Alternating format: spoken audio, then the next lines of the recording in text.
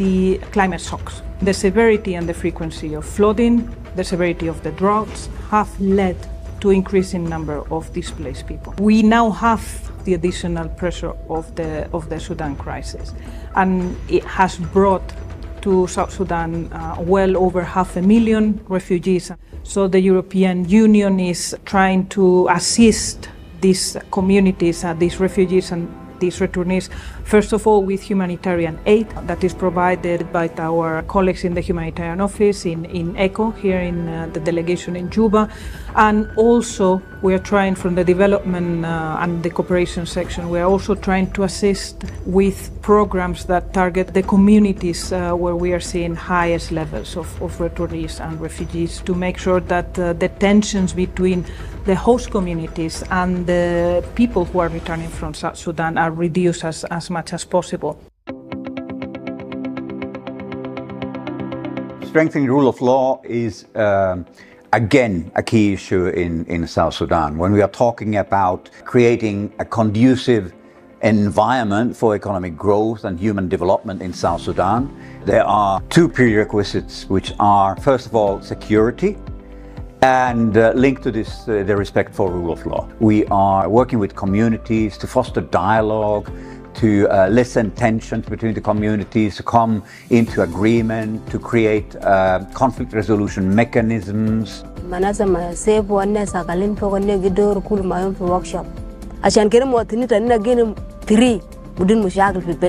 We are very happy that the RSRTF can provide a platform, bring together the civilians and the military to address their issues that is causing a lot of unpeaceful coexistence. And they have been able to resolve them, and we can see changes in the community. There's less harassment of civilians of late, and it has been very important for us in the peace building process. You have to be specific to the situation in South Sudan, because the situation here is quite worrying in terms of human rights and the respect of human rights. It's linked to the fact that there's not enough respect, there's no structures and enforcement of rule of law. So this creates a particular situation in South Sudan and a particular context that needs to be taken into account. So we are addressing these issues through various means. They are incorporated in our own country-specific development cooperation program. We have specific interventions on these issues, but South Sudan is also benefiting from some of our global instruments, and it's the South Sudanese civil society organizations that are drawing benefits from these global funds. In this context, we are also supporting the constitution-making process by giving technical assistance, providing resources for the work to be done and to create a permanent constitution for South Sudan. And that is linked to a legal analysis, looking at examples for constitution-making from other countries. There are projects also that are providing support for counseling to the victims of gender-based violence, and hoping them to go through the medical trauma, the psychological trauma that they are experiencing from this. We have more than 100 participants drawn from all the villages around Mahat to synthesize them on what hurts them most in regards to gender-based violence. It is really very helpful, where a lot of beneficiaries are able to open their hearts on all issues that are affecting their lives. Achieving a green economy, I don't think it is only crucial for the European Union, it is really crucial for South Sudan, and in fact it is crucial for all developing countries.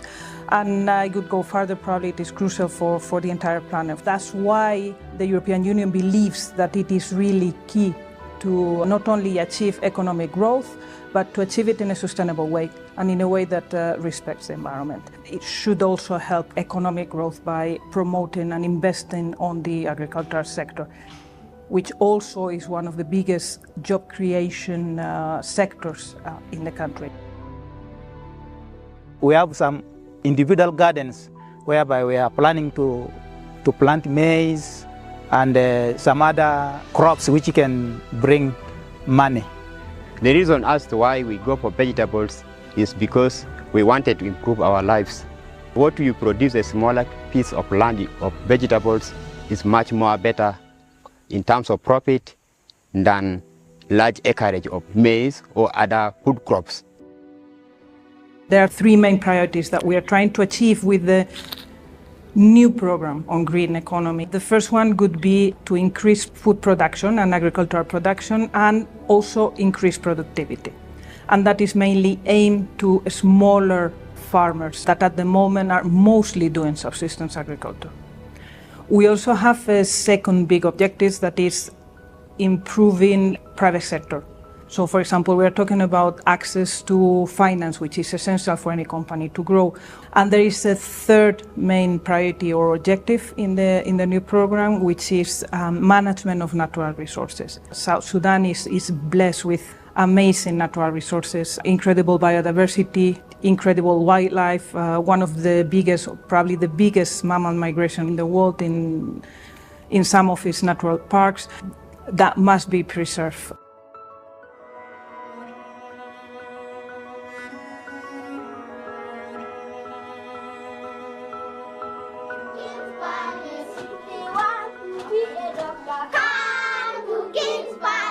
70% of the school-age children do not attend school, and this must change.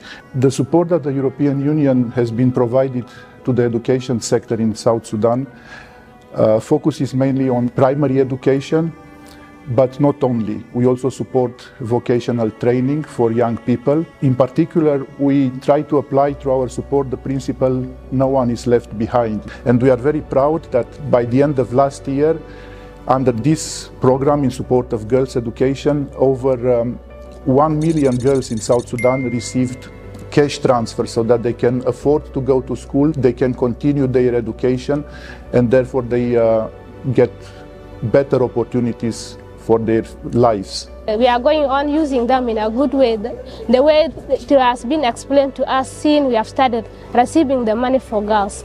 Sometimes when we are broke at home, like no money, I talk to my parents and they have nothing to give me to buy the parts, the sanitary parts. So that one helps me so much to come to school. I buy it, then I wear, I come to school very clean. Another negative phenomenon that affects the girls in South Sudan is early marriage. This can change if girls have the opportunity to go to school.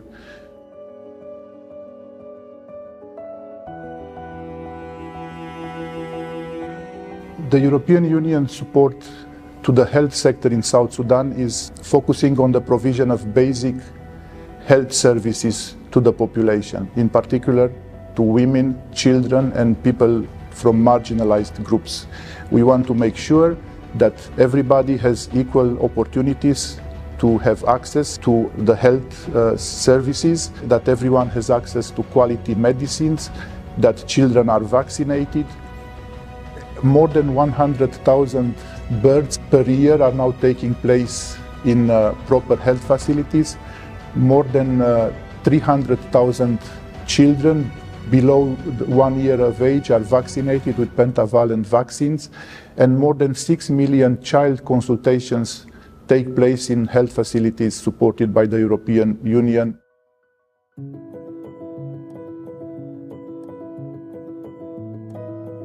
Gender equality is one of the cross-cutting priorities that we have in our cooperation.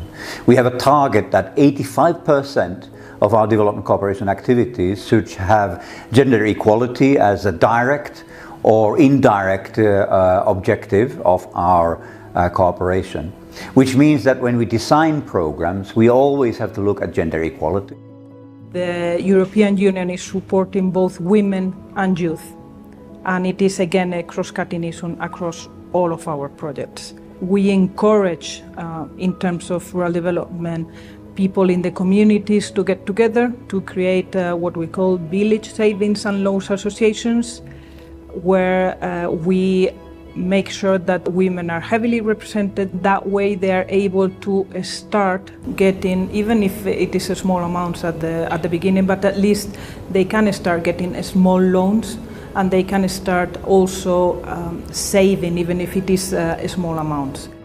Message dale na sawina aligigeni fidet kan fi chance alna ligo jede ke wate kaga mulenade ana kede tana basan kemna kabagder kaman ligo kibrata haja tana alna maruf na kaman agder arufo kede na mageni fibedi na bes sakit na magamulo iya haja anna kede tana kaman anna kede side community tenna de kaman fogo.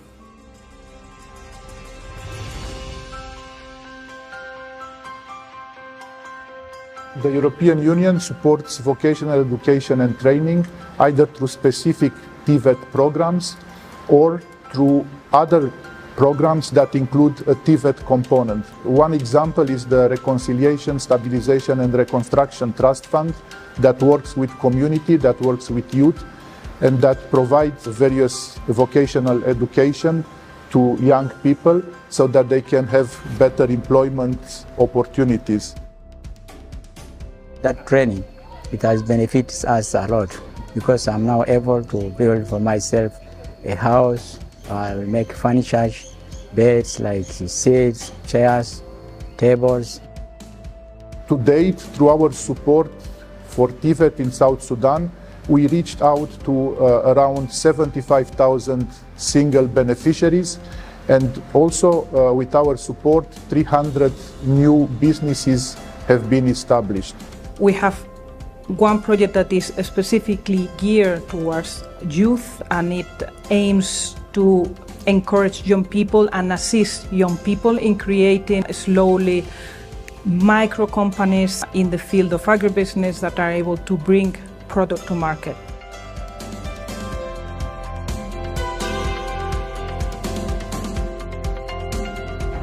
When you look at South Sudan in terms of natural wealth, natural resources, there's no reason why it should be a poor country. And we are not only talking about oil, we are talking about other minerals, we are talking about the agricultural potential of the country, the amount of arable land, the abundance of water.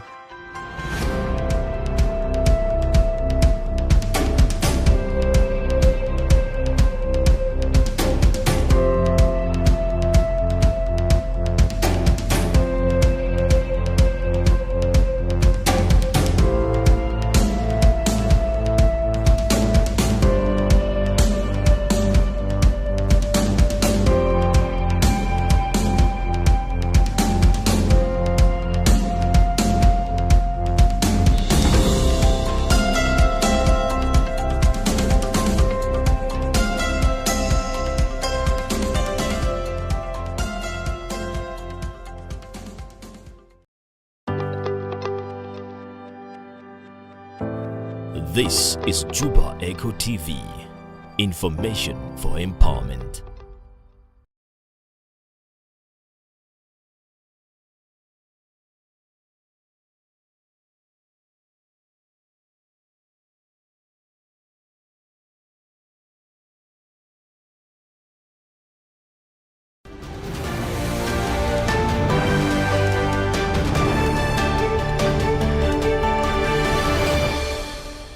This is Juba Echo English News Hour. I am Adi Jildo.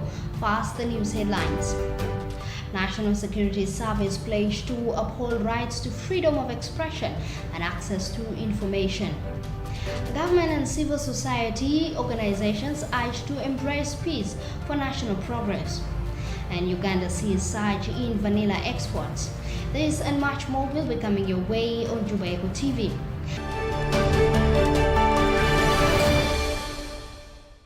The National Security Service has pledged to uphold rights to freedom of expression and access to information. The Director for Public Relations at the National Security Service, David John Kumuri, has reiterated the commitment of the National Security Service to operating within the confines of the law and Constitution as the country prepares for its first democratic election as scheduled for December. The meeting, organized by the Union of Journalists with support from the Norwegian People Aid, was aimed at building an effective relationships. David made the statement in the restaurant breakfast meeting that brought together partners, media houses and shareholders. The spokesperson of Parliament and the Director for Public Relations at National Security Service. The statement came at a critical juncture in the country's story, with participation building for the upcoming democratic transaction.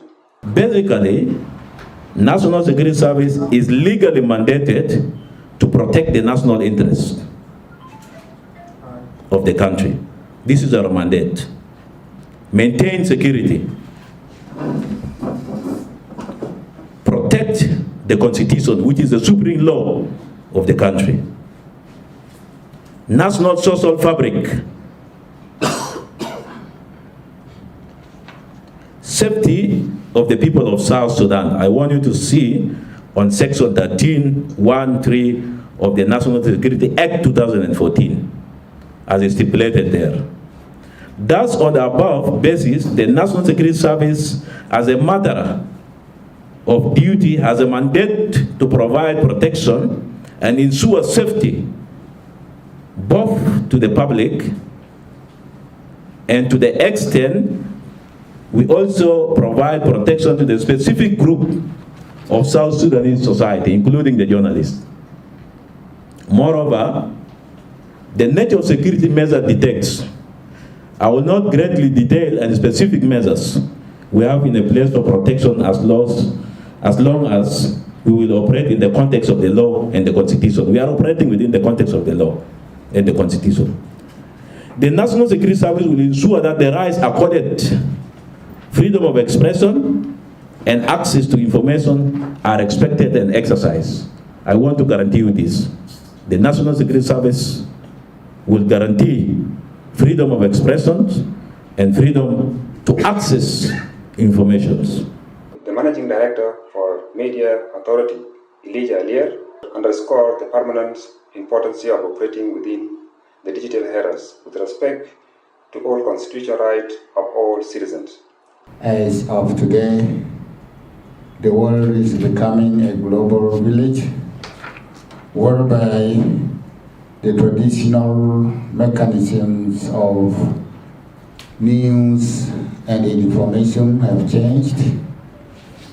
These days, information are no longer hosted or stored somewhere, but they are almost every time, the moment anything happens, it just immediately got onto the media platform. The social media opened up, and that's where now mobile journalism is coming up to actually strengthen the journalistic work.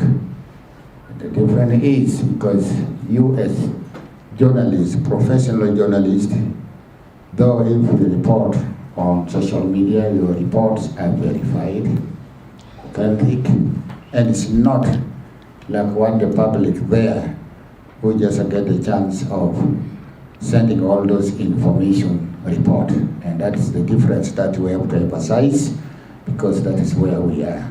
So this is also affecting our quest for freedom of expression. Now who can limit freedom of expression if information can already get out and people are talking about it? Who's there again to limit it? That is where we are. And that also brings us to the issue of whatever you report, let it to be accurate, factful, so that it doesn't turn up to be just the rumors that has been sent out. And that is the only way it is. According to station manager of iRadio, Kong Pal Chang, there is a need for the shareholders to support media for accuracy, transparency in the media frenzy. The state should refrain from harassing journalists, denying media to operate, and we talk about safety of journalists. That is their role. Ensuring that media pluralism, that means there should be so many media. It's not about radio. We should have public media. We should have community radio station. We should have newspaper. We should have public broadcast and all those. They need to support that, and this comes to media authority. They should also make sure they promote access to information. And this is one of the challenges we have. And I'm glad that this conversation will continue because we need information. Media organization and personnel obtain a counter challenges that heighten their ability to maintain accuracy and transparency due to the limited resources, political pressures, censorships, disinformation campaigns, and lack of access to information. Reporting for Juba Echo TV, I'm Dan Santino. Government and civil society organizations urge to embrace peace for national progress. A prominent representative from the government, Arcangelo Kane, has emphasized the critical need for collaborations between the government and civil society organizations to foster peace and positive development within the society. Kane highlighted that achieving peace is not only essential for societal harmony, but also crucial for the national overall progress. We have very, very important things within our country. We have enough resources within South Sudan. South Sudan itself is a virgin land. But with no peace, we are not going to get anything from those resources. And those resources, we are not going to use it in a correct way. Like when we are talking about strong institutions. These strong institutions need what? Justice to follow. And if justice is there, that means peace is present. There is a misconception about civil society. Normally when you hear civil society, it comes to the mind that they are the opposition. Everybody, civil society, no, these people are bad. The media, the human rights, the whatever. People think that civil society are opposition. But in the reality, civil society is the mirror of the government. When I put my clothes, I have to stand in a mirror and check, is it okay? Is it fine? Or if there is something wrong, the mirror will tell me that this one is wrong. So civil society is the mirror of the government. And whatever we want to do, be it peace, be it development, humanitarian, anything that we are doing, government alone cannot do. It takes two to tango. It is one hand and another hand. It is the government and the civil society that makes noise come out, that makes a difference. Things will move. When the government put rules and regulation, and then there is implementation, and then there is rule of law that makes these things possible, there will be results. But if everybody working in parallel, the civil society are shouting there, the government is making rules and policies here that is not implemented, there is no monitoring, no discipline, no coordination, nothing will happen. It will be just a waste of time.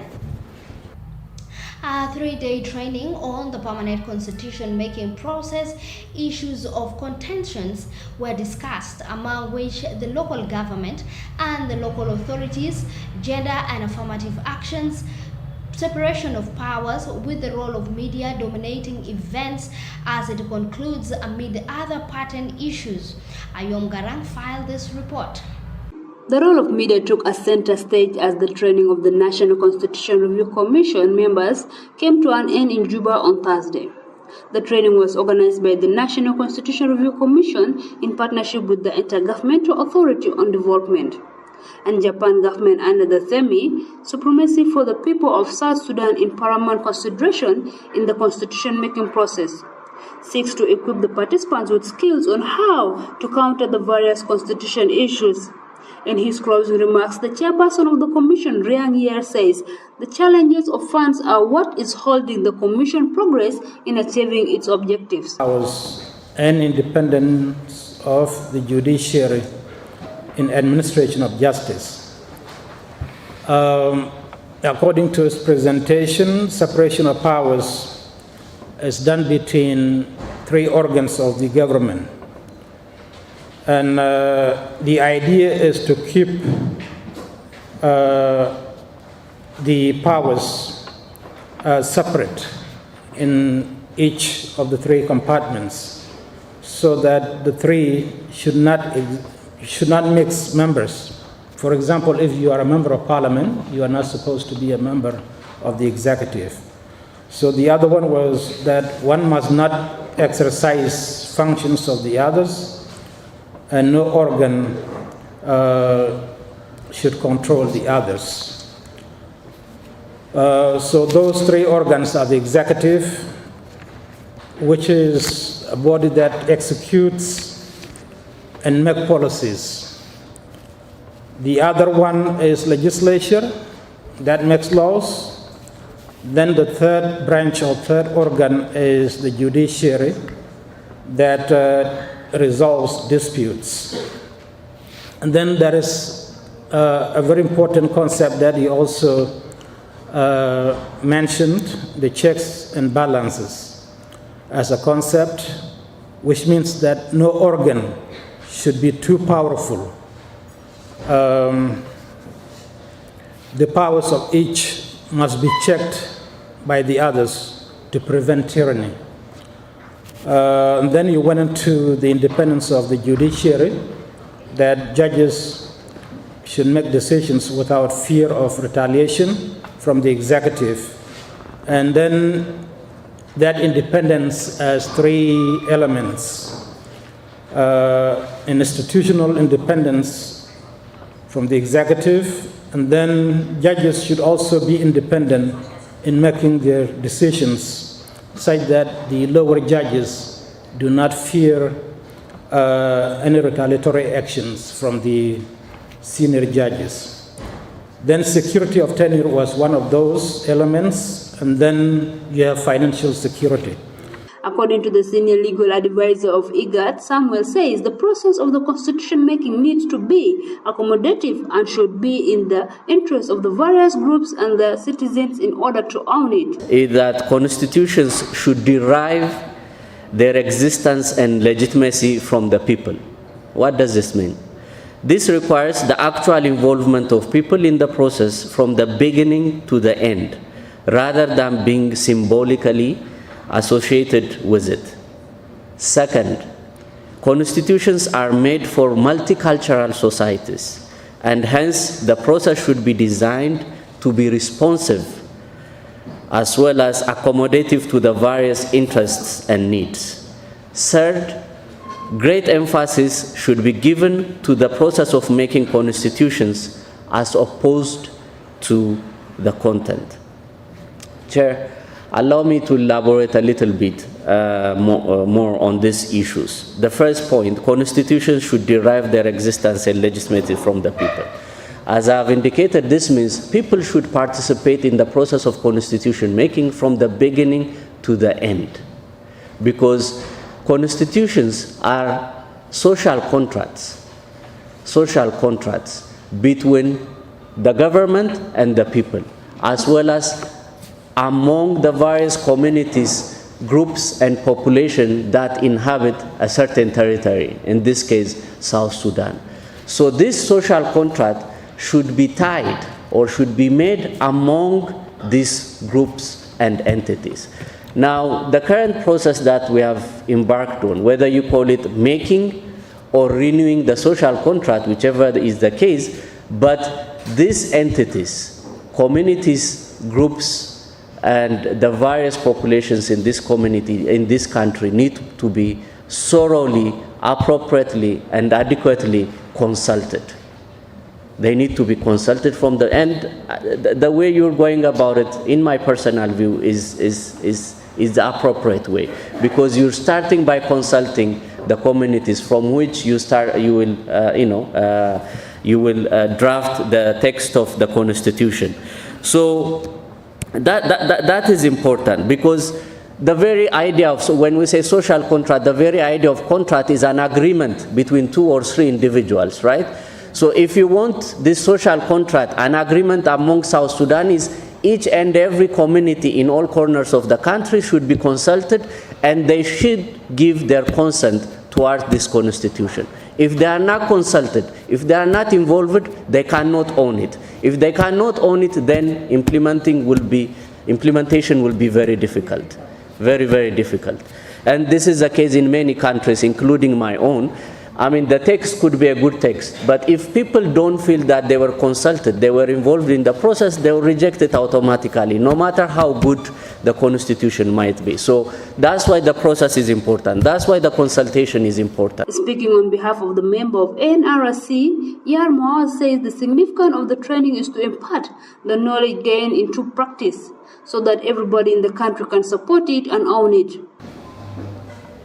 For example, the child marriage, as we discussed here, is to do with the Bill of Rights. And all these rights, we cannot just assume. We want to hear from the people directly. What do they want? How do they want their rights? The Bill of Rights is one of the issues of the Constitution, and it was discussed here in the topic of gender. Issues of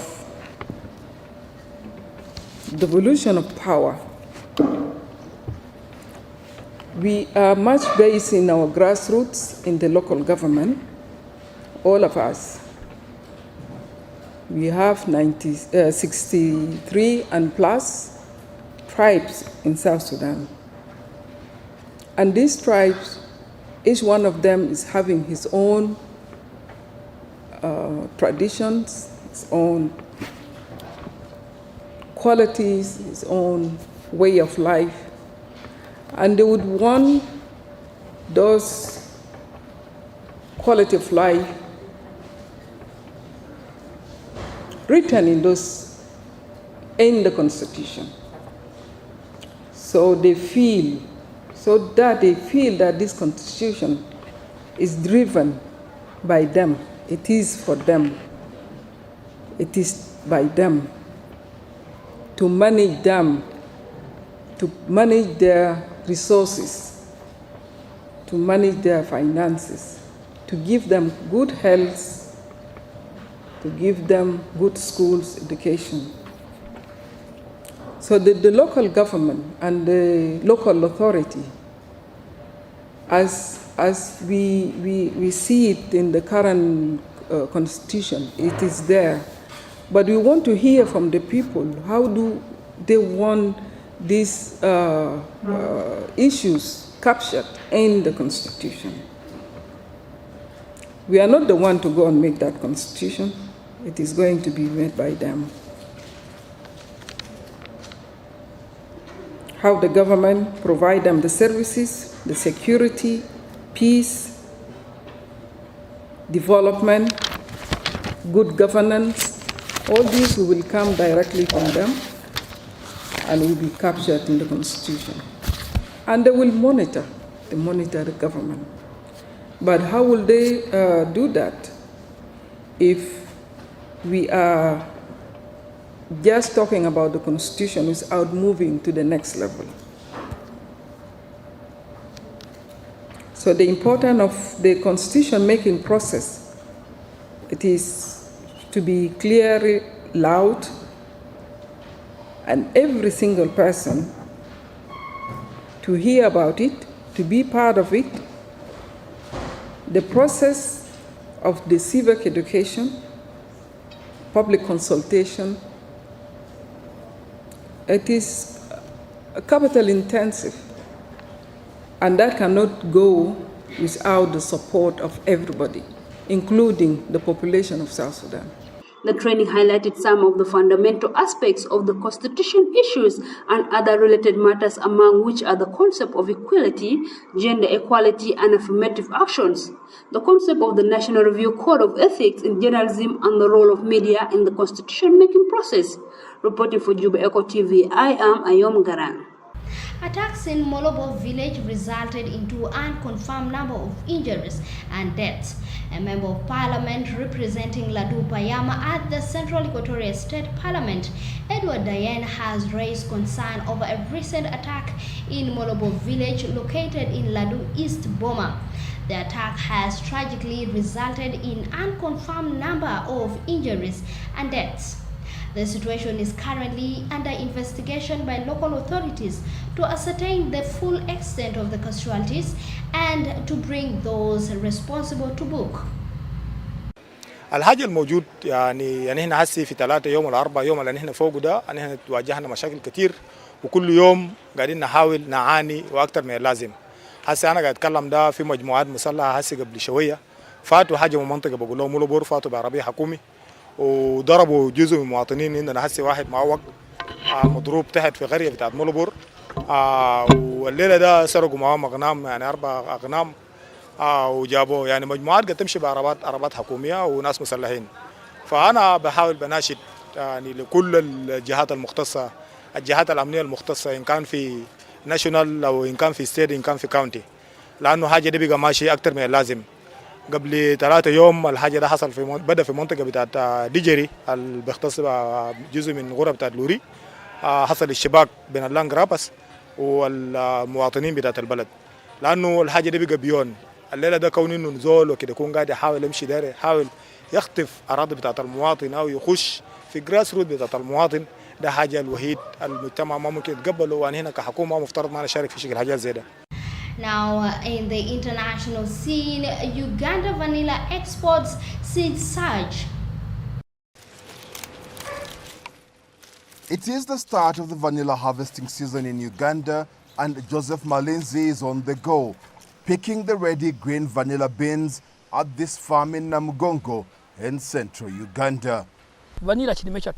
Previously, we used to look at coffee as our main crop, but now vanilla is a precious crop.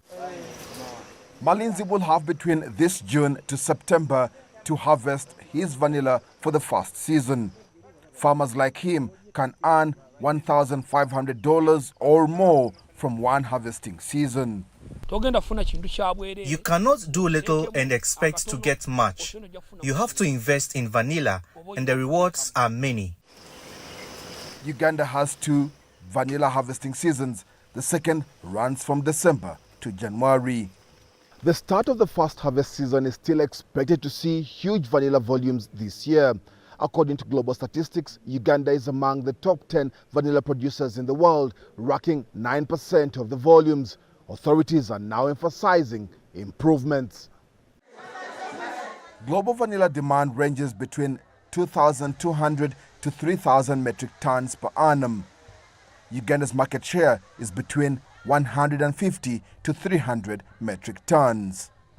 My ministry has also embarked on registration and licensing of all vanilla traders, all processors, all exporters and their agents operating in all the vanilla growing districts.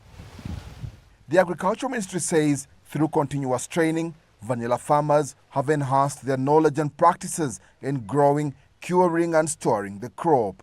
That has also improved what vanilla exports Issa Tamale sends out to foreign markets. When you take vanilla, it is analyzed in the European labs for more than 35 components, microbiology, pesticides, and a lot of things.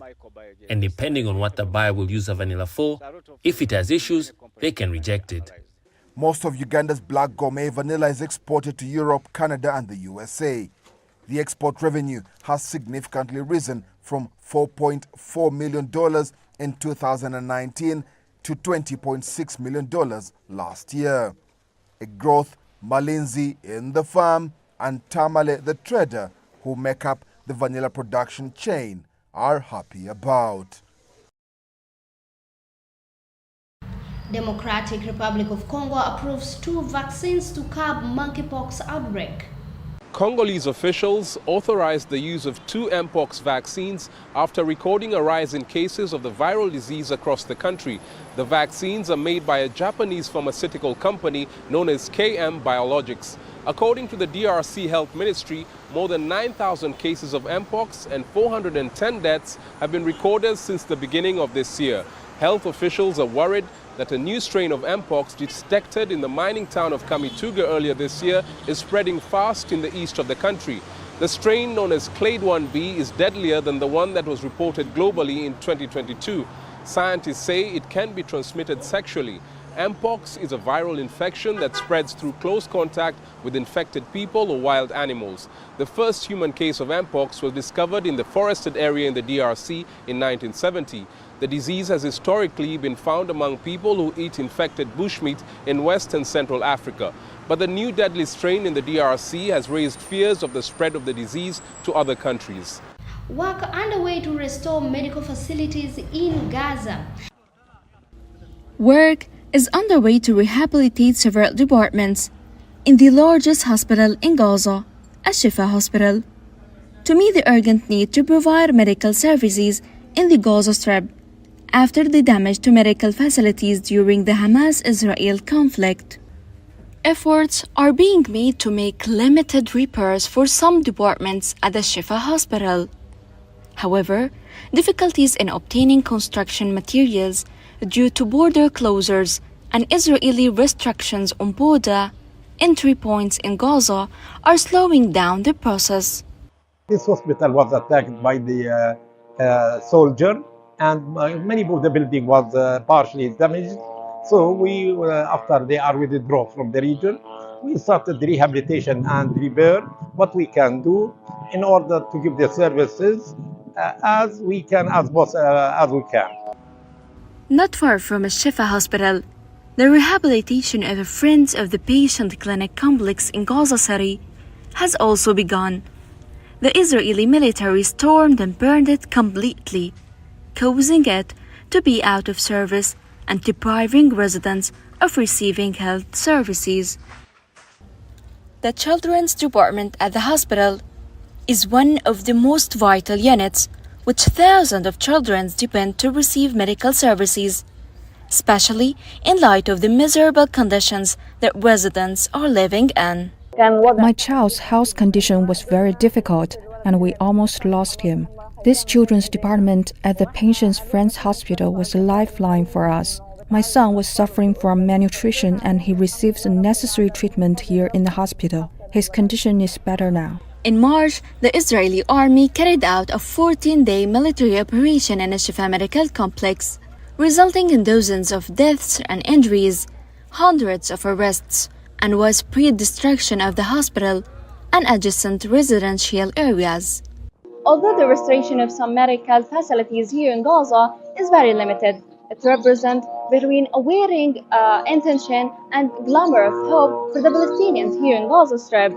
It came after to launch a comprehensive reconstruction here in the Gaza Strip and the hospital, even the hospitals. And this came after the hope for a comprehensive ceasefire agreement between Hamas and Israel. Now let's have the weather update with our reporter Melinda Mir. Well, thanks for joining me on the weather. Now, my name is Melinda Mir. Let's look at today's current weather in Juba, which is at 27 degrees Celsius, feels like 28. It is mostly cloudy at the moment, and tonight will be at 25 degrees Celsius, feels like 26. It will be mostly cloudy. While at dawn hours will be at 23 degrees Celsius, feels like 25. It will be mostly cloudy with some wind, and it will be cold. While tomorrow's weather, Saturday, will be at 32 degrees Celsius, feels like 36 high, with clouds breaking for some sun generally, and in the evening hours will drop low to 22 degrees Celsius, feels like 23 with lows, and it will be clear to partly cloudy. Stay well. Now let's have a recap of the news headlines once again. The National Security Service pledged to uphold rights to freedom of expression and access to information. Government and civil society organizations urged to embrace peace for national progress. And Uganda sees surge in vanilla exports. Thanks for watching. I am Adia Jindo. Catch up with more programs that will be coming your way on Juba Echo TV, on channel 50 of South One Decoder or MTN TV Plus.